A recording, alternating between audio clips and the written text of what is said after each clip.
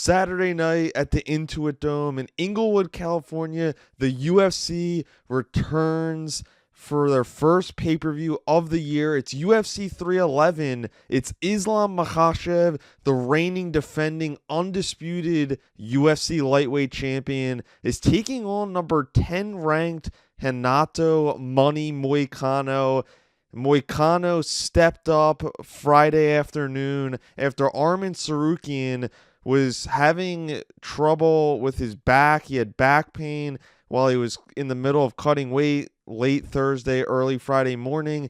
He said that he couldn't fight, so Money Moicano steps up. He already was on the main card. He was already supposed to face Beneil Dariush, but instead of facing Beneil Dariush, he now will face the king at lightweight at 155 pounds, Islam Makhachev, who is on quite the run. He has 4 title wins. He's coming off of a submission victory over Dustin Poirier.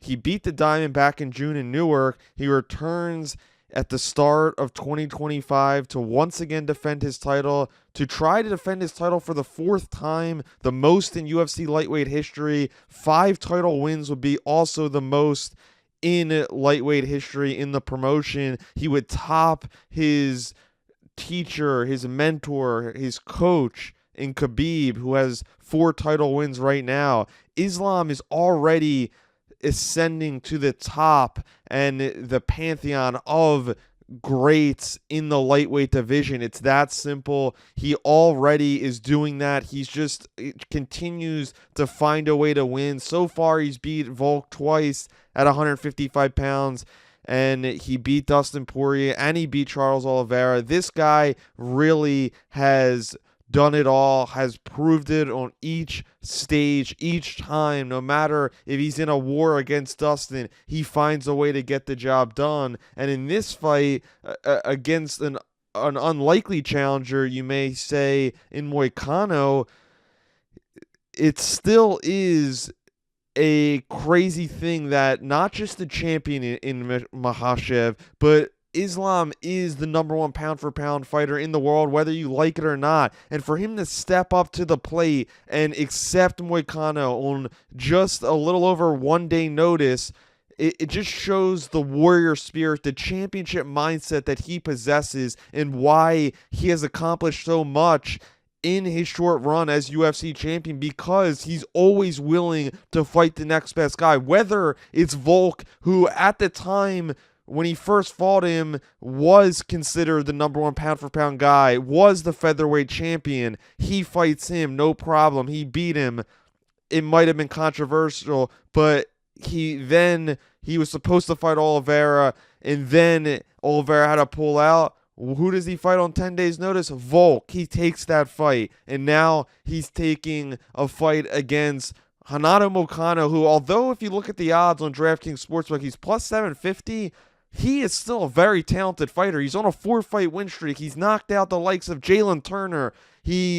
A couple months ago, he knocked out Benoit Saint Denis in his hometown. This guy has a real legit power, has the ability to finish somebody on the feet or by submission. He's 20-5 in his MMA career, but although he has the exciting knockouts as of late, he has 10 submissions in his career in MMA, but Islam Makhachev is just that damn good. He's finished 7 of his last 8 opponents in the UFC, and he's finished 3 of his last 4 in title fights. So when the stage gets bigger, Islam Makhachev shows up each and every time. He is a stud, and although I think Moicano does have a legit chance, I really do, because I think when guys take fights on short notice, it's great that they both took it, but also neither guy was preparing for one another. So although Islam is the more talented fighter,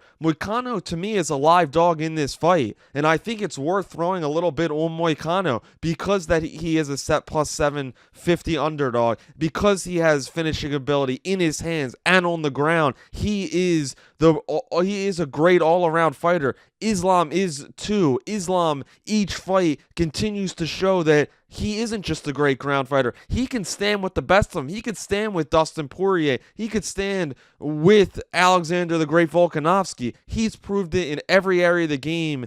And with all that being said, I think Islam Makhachev is going to win this fight. And I don't think he's just going to win it. I think he's going to win it by finish, by KO, TK, or submission. I'm not going to say a round because I'm not that confident in a particular round, but I think he's going to do it inside the distance, that's for sure. The co-main event, Merab Dvalishvili is defending his bantamweight championship against Umar Nurmagomedov, the protege of one Khabib, who is going to corner two of his longtime training partners and cousins, with Umar starting it off and then finishing with Islam in the main event. Merab in this fight is plus 210. Umar is minus 258. Merab dominated Sean O'Malley back in September at the Sphere to win his first championship. And although Umar does have a great background in wrestling and he is a really good striker as well, Merab is just his relentless pace that he puts on opponents, to me, is the difference in this fight. Umar did beat Corey Sandhagen back in August. That was his first big test of his career. Merab Dvalishvili has beaten 4 former champions in his last 4 bouts. He just dominates opponents every single time he's in the octagon. He averages over 6 takedowns per contest. Umar is just a little bit under 4, and Umar is taller by 2 inches and does have the advantage in reach by 1 inch. But I think Merab, although both fighters aren't coming into this fight 100%, they're both coming off of nagging injuries, I give the edge in this one to Merab because of his championship experience, because he's beat 4 former champions, because he has 5-round experience and more of that than Umar does. And although Umar is really good, I just wasn't that impressed against Sandhagen. He didn't seem as aggressive, and if he comes out like that against Umar or against Merab, I really think Merab will take advantage of that. I think Merab just continues to get better. He's won 11 straight fights in the UFC after losing his first 2 in the promotion, and he really is coming into his own. I can't believe he's plus 210. I think it's not saying Umar isn't talented, because Umar is. Umar is a great talent and a great fighter, but I just don't remember the last time I've seen a sitting champion being an over a 2-1 dog. Is just unbelievable. It really is. Merab showed against Sean O'Malley he could fight in many different areas, and his pace is the most important thing. His cardio, his wrestling, and he just is unbelievable. And so I think Merab's going to win this fight.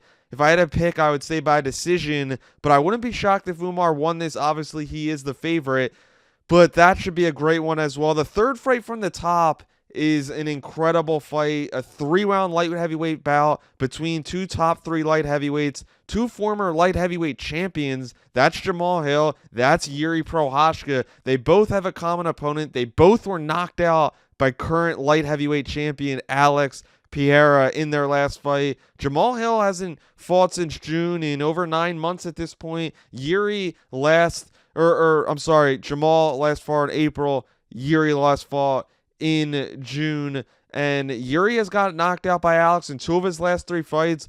But the thing that impressed me the most after he first got knocked out by Pereira was he bounced back so good against Alexander Rakic. He finished him. And so that's why I'm confident that Yuri can get the job done against Jamal Hill. I think he's going to finish Jamal Hill inside the 3 rounds. He has a 1-inch reach advantage. Jamal Hill's taller by 1 inch. I think both of these guys are great strikers. Yuri is sneaky on the ground when he wants to get the fight there. I think this fight will take place on the feet, and I just think Yuri's mindset, his mentality, his footwork, and his incredible striking, I think will just be too much for Jamal Hill. And I question Jamal Hill which version we have seen, which one version we will see, because he hasn't won a fight in over 2 years at this point. When he beat Glover Teixeira for the title, he's had a bunch of injuries since, so I just question which version of Jamal Hill we're going to see. But overall, these first 3 fights are unbelievable for this card. Also, Jalton Almeida is taking on Sergey Spivak. I think Jalton Almeida is going to win that one. He's minus 485. I think he's going to finish Sergey Spivak. I think he's going to win 2 straight after he lost his first fight. Kevin Holland versus Reiner de Riddler in the first fight of the main card. I like Reiner de Riddler. He's really good on the ground. Former one championships champion. And I think he has more ways to win this, but I'm not counting out Kevin Holland. Plus 102. Reiner is minus 122. One fight to look forward to and one guy to look forward to always on the prelims is Peyton Talbot. The 26-year-old is 9-0 in the UFC, 8 finishes.